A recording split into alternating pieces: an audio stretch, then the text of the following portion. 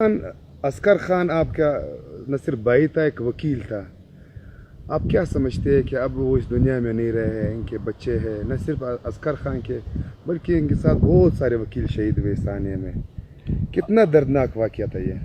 8 اگست 2016 کے متعلق اگر میں یہ کہوں، اس لیے نہیں کہ اس میں میرا اپنا بھی بھائی لخت جگر ہم سے جدا ہو گئے، اس واقعے میں شہید ہوئے، بلکہ اگر میں یہ کہوں کہ یہ اس ملک کی بلکہ پشتون افغان وطن کی تاریخ میں وہ دردناک واقعہ اور سانحہ تھا جس نے ہم سے ایک وقت میں بلکہ لمحوں میں ایک تیار کی ہوئی فصل چھین لی.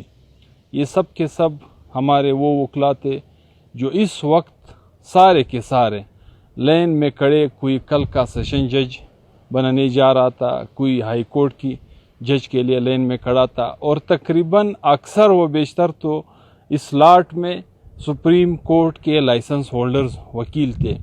اور بلوچستان جیسے پسماندہ علاقے میں ان وکلاء کے اوپر والدین نے جو خرچہ کیا ہوا تھا، جو اپنا جمع کنجی اس کے اوپر خرچ کیا ہوا تھا، میرے خیال میں ایسی تیار فصل دنیا کے کسی بھی کونے میں، کسی بھی واقعے میں، کسی بھی دہشت گردی میں ایک ساتھ ہم سے جدا ہوتے ہوئے نہ میں نے تاریخ میں پڑھا ہے اور نہ میں نے اپنی اس مختصر سی زندگی میں دیکھا ہے. یقیناً ایک دل خراش واقعہ تھا.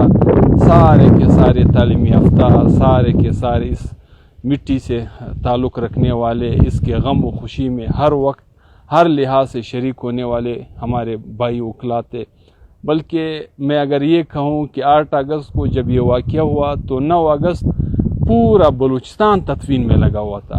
گوادر سے لے کے جوب تک، جوب سے لے کے چاغی تک، چاغی سے لے کے چمن تک، یعنی جہاں بھی کہیں پہ بھی کوئی قبرستان تھا تو وہاں پہ تدفین ہو رہی تھی. اور تدفین بھی ایسی لوگوں کی ہو رہی تھی جس کو شاید ہم پھر صدیوں تک اس طرح کے فصل کو تیار کرنے میں کامیاب نہیں ہو سکتے ہیں. لیکن ایسے دلخراش واقعات ان کے خاندانوں میں کیا گزرا، کیا گزر رہا ہے؟ یہ اکثر و بیشتر عمر کے ایسے سٹیج میں تھے جس نے سال پہلے شادی کی ہوئی تھی، جس نے 2 سال پہلے کی ہوئی تھی، جس کی منگنی ہوئی تھی. یعنی میں اگر عسکر خان کی مثال آپ کو دے دوں، اس کی بیوہ کے ساتھ ایک چھوٹی سی بیٹی لوائکین میں سے پیچھے رہ گئی. اسی طرح آپ ایمل خان کے حوالے سے اگر آپ معلومات کر لیں تو وہ والدین ان کے کل اور پرسوں میں منگنی کی تیاری کرنے جا رہے تھے. یا اسی طرح سنگت جمال دینی جو ڈاکٹر جہاں زیب کے جمال دینی کے بلوچستان نیشنل پارٹی مینگل کے مرکزی جنرل سیکرٹری تھے. یعنی یہ سارے کے سارے، جس طرح میں نے شروع میں کہا، ہمارے وہ تعلیمی یافتہ طبقے سے تعلق رکھنے والے تھے جس نے کسی نے 10 سال پہلے، کسی نے 5 سال پہلے، کسی نے 2 سال پہلے، کسی نے 4 سال پہلے اپنے ایجوکیشن کو کمپلیٹ کر کے، لا کی ڈگری حاصل کر کے، کوئی LLM کر کے، یہاں تک کہ اس میں کوئی PhD ہولڈرز بھی تھے. یعنی عسکر خان خود بھی LLB کے ساتھ LLM کی ڈگری ہولڈرز تھے میں سے تھے. اور اسی طرح داؤد خان کو آپ لے لے، بلال کو لے لے، بیرسٹر عدنان وہ بیرسٹر تھا.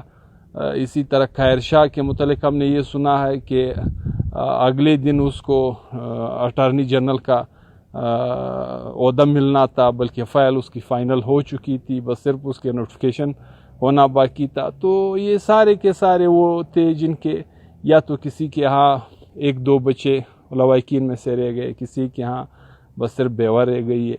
تو یقیناً یہ واقعہ، یہ سانحہ شاید ہم زندگی بھر بھی بھلا نہ پائیں گے، میرا یقین ہے. اور میں دعا ہی کر سکتا ہوں کہ اللہ تعالیٰ ان تمام خاندانوں کو صبر جمیل دے، اور پسماندگان کو صبر جمیل دے، ان کے لوائکین کو صبر جمیل دے. اور وہ تو شہید ہے، اس پہ ہمارا ایمان ہے، وہ اللہ کے بخشے ہوئے لوگ تھے اور اللہ کو پیارے ہو گئے. بس غم اگر رہ گیا تو ان کے لوائکین کے لیے رہ گئے، اور اس کے لیے اللہ تعالیٰ سے پھر وہی دعا ہے کہ اللہ اس کو صبر جمیل عطا فرمائے. مہربانی. Thank you.